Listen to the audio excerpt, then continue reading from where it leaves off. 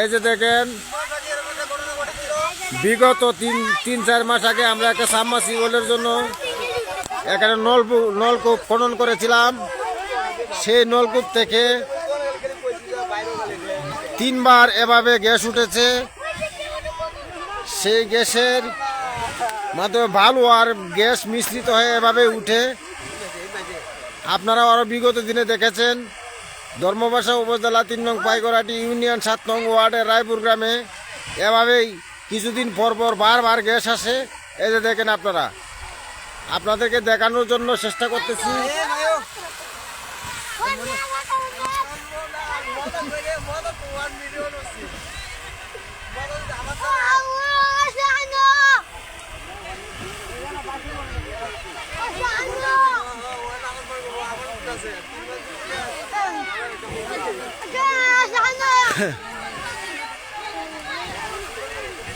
এই যে দেখেন গ্যাস কিভাবে উঠতেছে, দেখেন গ্যাসের এত গতি। এই যে দেখেন উপরের দিকে উঠতেছে।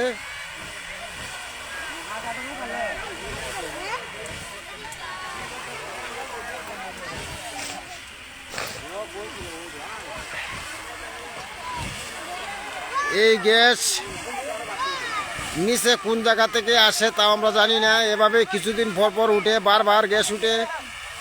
আমাদের এই গ্যাস পরীক্ষা করার জন্য শ্রীমঙ্গল থেকে অফিসারগণ এসে আমাদের ধর্মপাশা উপজেলার টিনু সাহেব জনি রায় চৌধুরী উনি আসলেন, এসে দেখে গেলেন, পরিদর্শন করে গেলেন। এই যে দেখেন এভাবে গ্যাস উঠতেছে। এই যে দেখেন, এই যে গ্রামের পাশেই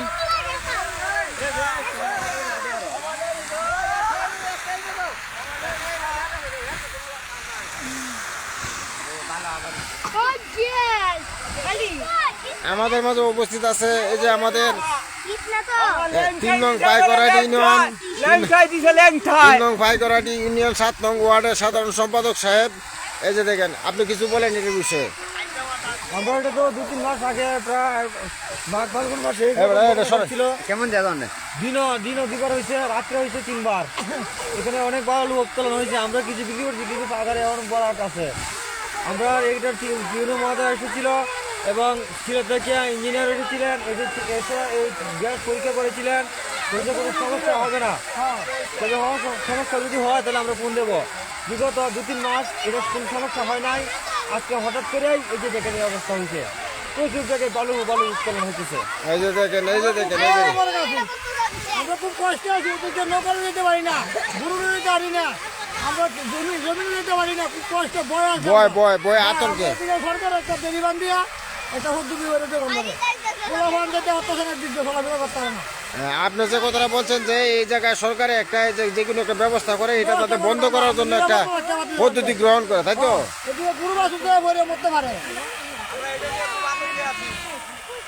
এই যে দেখেন, আপনারা দেখেন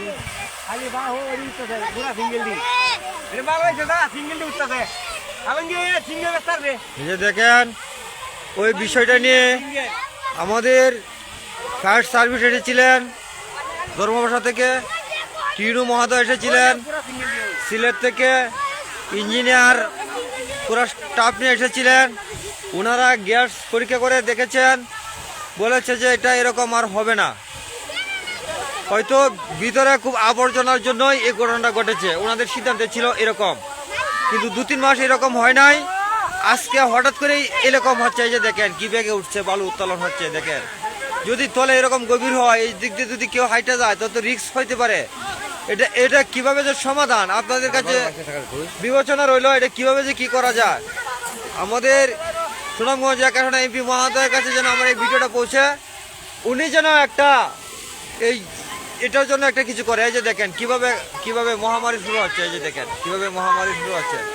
এখানে যদি একটা মানুষ যায় হয়তো দুর্ঘটনা ঘটতে পারে। এই যে দেখেন এটা নিচ, এখানে পানি হবে প্রায় 3 ফুট। ওটার কাছে প্রায় 3 ফুট পানি হবে। 3 ফুট পানি অতিরিক্ত ব্যাগে দেখেন অনেক উঁচা, প্রায় 40-50 ফিট উপরে উঠতেছে। এই যে দেখেন, ধন্যবাদ সবাইকে। এটা আপনারা লাইক এবং কমেন্ট এবং শেয়ার প্রচুর মাত্রা শেয়ার করবেন, যাতে আমার সুনামগঞ্জ 1 আসনের এমপি মহোদয় কামরুজ্জামান কামরুল ভাইয়ের কাছে যেন এটা পৌঁছে। লাগছে লাগছে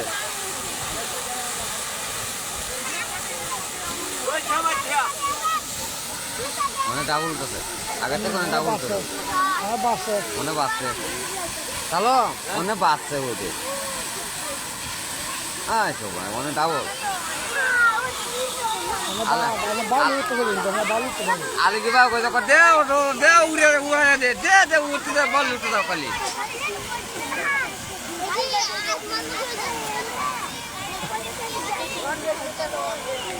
অনেক কেম নাই আগে তাপে কমেছে না দাঁড়ে কইছে অনেকগুলো তা হয় না বাইরে না ডাইরেক্ট আসছে। হ্যাঁ আগে তারপরে জানা অনেক তারপরে জানা ডাইরেক্ট গ্যাস বলি না ডাইরেক্ট গ্যাস এটা কোনো মিস আছে না গ্যাস বন্ধুরা হ্যাঁ না এই যে দেখেন এখানে আমরা গ্রামের হাজার হাজার দর্শক চেয়ে চেয়ে শুধু দেখছে, দেখে দেখে উপভোগ করছে, কিন্তু করার কিচ্ছু নেই। এই যে দেখেন কৃষক সেচের মালিক, এই যে দেখেন এই ওনারা এটা সাবমার্সিবলের মালিক ছিলেন। এই যে দেখেন হাজার হাজার হাজার হাজার দর্শক এখানে চেয়ে চেয়ে শুধু দেখছে, করার কিচ্ছু নাই। আমরা কি করাম, ফায়ার সার্ভিস আমাদের করা কিছু নেই। আবার ইঞ্জিনিয়ার যে এসেছিলেন সুনামগঞ্জ থেকে টিম এসেছিলেন, ওনারা কি বলেছিলেন, ওনার সাথে আবার যোগাযোগ করে দেখতে পারেন। ওনারার মাধ্যমে আমাদের এমপি মহোদয়ের সাথে যোগাযোগ করতে পারেন, টিউনো সাহেবের সাথে যোগাযোগ করতে পারেন। দেখেন এটা তো ভয়াবহ এক দুর্ঘটনা। এই যে দেখেন এই যে দেখেন দেখছেন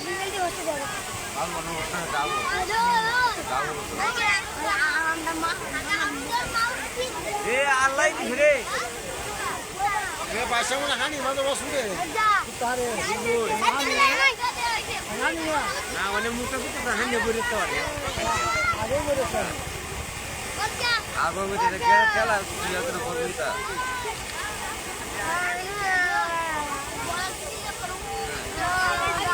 ভালো কোন করছিস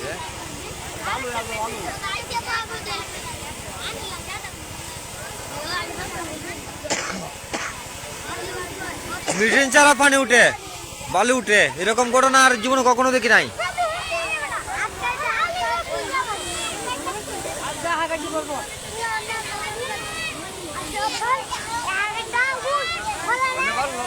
এই যে দেখেন প্রায় 40 কি 50 ফিট উপরে উঠতেছে। এই যে দেখেন এই 50 ফিট হবে।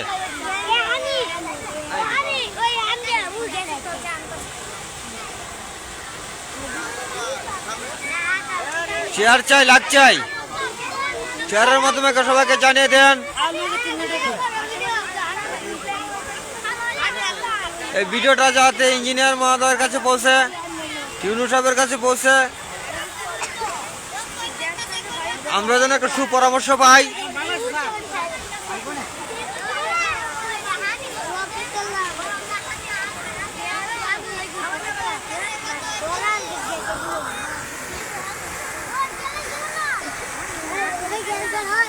যুক্ত হয়ে যান আপনারা, কে কে লাইভে যুক্ত নয় যুক্ত হয়ে যান, আমাদের সাথে যুক্ত হয়ে যান। এই যে দেখেন প্রায় 2 ঘন্টা চলছে এইভাবে, 2 ঘন্টা চলছে এইভাবে প্রায় অনুমানিক।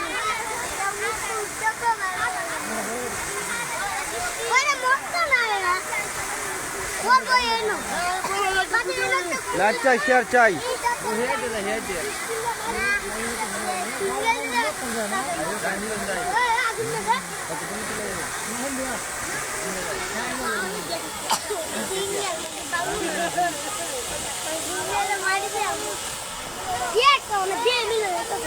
শেয়ার করেন। এই যে দেন কৃষকরা সম্ভব মালিকরা উত্তেজিত হয়ে তারা সাবমার্সিবলের পাশে যাইতেছে। এই আপনারা কাছে যান না, আপনারা কাছে যান না, আপনারা দূরে থাকেন, দুর্ঘটনা করতে পারে।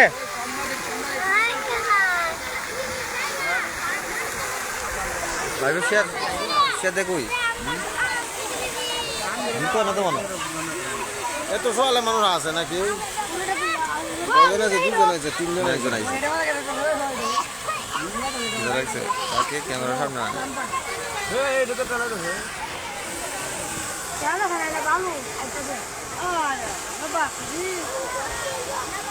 দেখছেন আমাদেরকে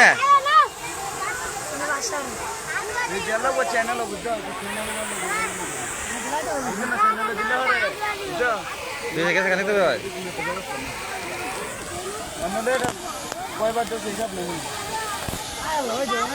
আমরা ছবি রেখেছি না আমরা ধরুন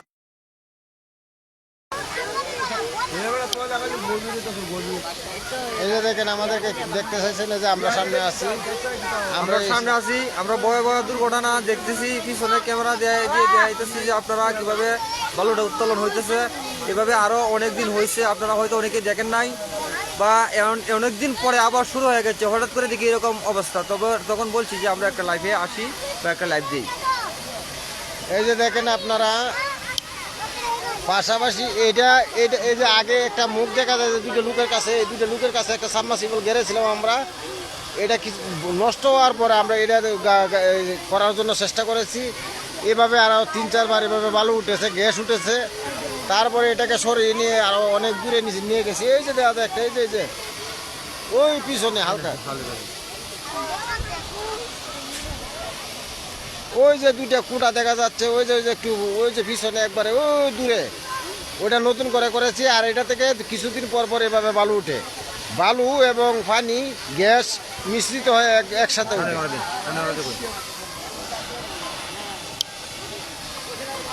আমাদের কিছু করার নেই। আমরা ফায়ার সার্ভিসকে খবর দিয়েছিলাম প্রথমবার যখন এই ঘটনাটি ঘটেছে, তখন ফায়ার সার্ভিসের লোকজন বলেছে এটা আমাদের দ্বারা কিন্তু সম্ভব না, আপনারা ঊর্ধ্বতন কর্মকর্তার সাথে যোগাযোগ করুন।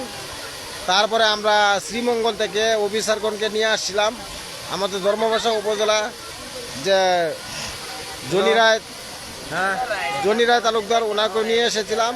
ওনারা বলেছে এখানে গ্যাস নেই, আমরা লাইভ দিতেছি তো যা ছিল এটা বের হয়ে গেছে, এখন আবার এটা শুরু হয়ে গেছে, যে আজকে আবার শুরু হয়েছে। যে দেখেন আপনার লাইভের মাধ্যমে সরাসরি দেখানোর জন্য চেষ্টা করতেছি। খালি বালু বালু কয়েক হাজার ফুট বালু উঠবো, কয়েক হাজার ফুট।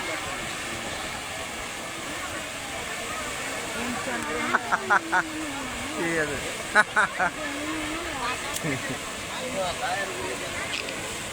আচ্ছা যাও, আচ্ছা যাও।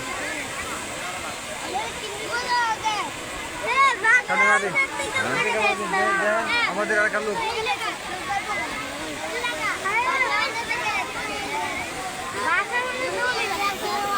এই ঘটনাটা যখন ঘটে আমাদের গ্রামের সকল মানুষের আতঙ্কের মাধ্যমে আমরা থাকি। এই যে দেখেন সারা গ্রামের মানুষ এভাবে আতঙ্কিত হয়ে সকলে এই যে এইভাবে নারী পুরুষ সবাই ঘর থেকে বের হয়ে আসছে। কেননা যদি একটি দুর্ঘটনা ঘটে তো সারাটি গ্রামের এই একটি ক্ষয়ক্ষতি হয়ে যেতে পারে।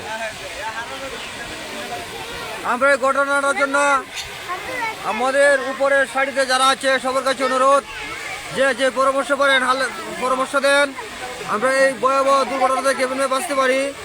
যদি এরকমভাবে তলে একটা গভীর হয়, ওই দিক থেকে কোনো পোড়াপান বা কোনো লোক যদি হেঁটে যায়, তাহলে যদি কোনো দুর্ঘটনা ঘটে তাহলে তো আমরা দায়ী হব, বা আমরা কেন দায়ী হব বা দায়বদ্ধ থেকে কেমনে এড়িয়ে যাইতে পারবো। এই জন্য আপনাদের কাছ থেকে একটা সুপরামর্শ আমরা চাই। আর কি বলবো, এই ভিডিওটা যেন বেশি বেশি শেয়ার করেন। আমাদের এমপি মহোদয়ের কাছে, কামরুল ইসলাম কামরুল ভাইয়ের কাছে যেন এই ভিডিওটা যা পৌঁছে, উনি যাতে একটি ব্যবস্থা নেয় আমাদের রায়পুর গ্রামের জন্য। ঠিকানা হচ্ছে ধর্মবাসা উপজেলা 3 নং পাইকরাটি ইউনিয়ন 7 নং ওয়ার্ড রায়পুর গ্রাম।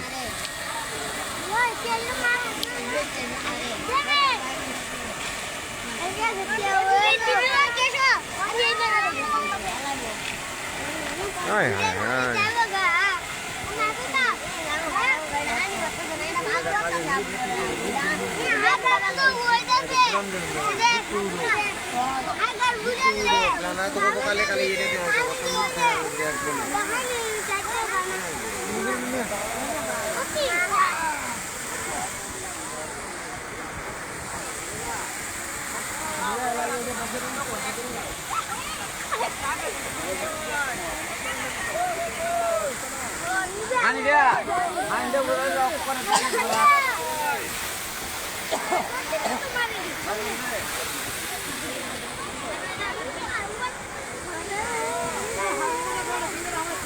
আমরা শুধু চেয়েছে দেখছি আর ভাবছি কি করা যায়, কিন্তু কিছু করার নাই।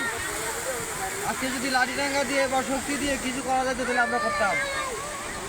আমরা কিছু করতে পারতেছি না।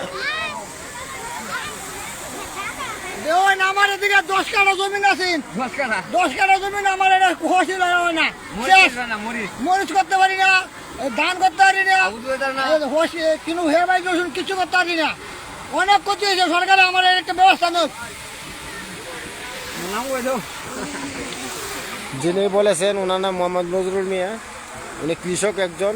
ওনার এই জমিটা বাবার আমল থেকে উনি বুক করে আছেন। এই জমির মালিক উনি।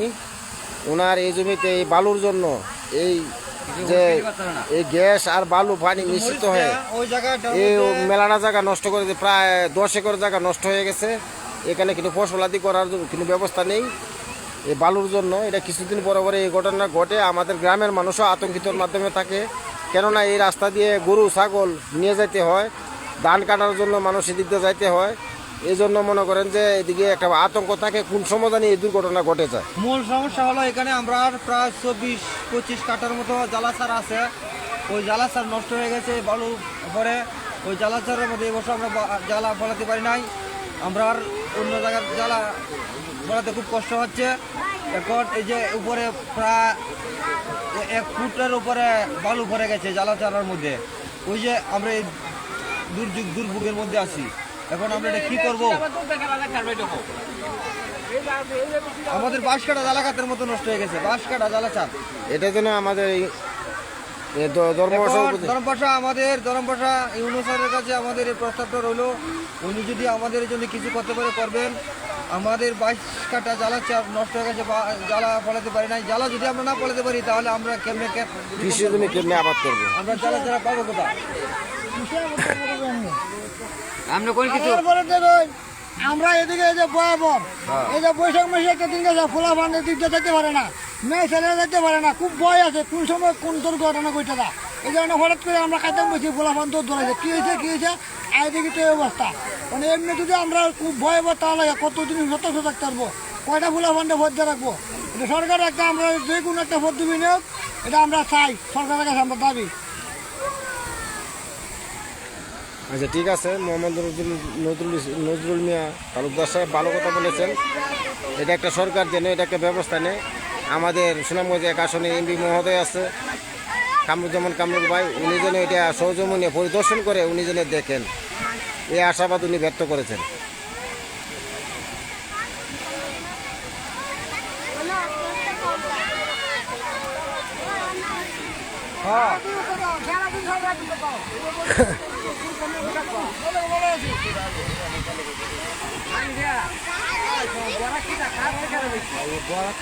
বালু না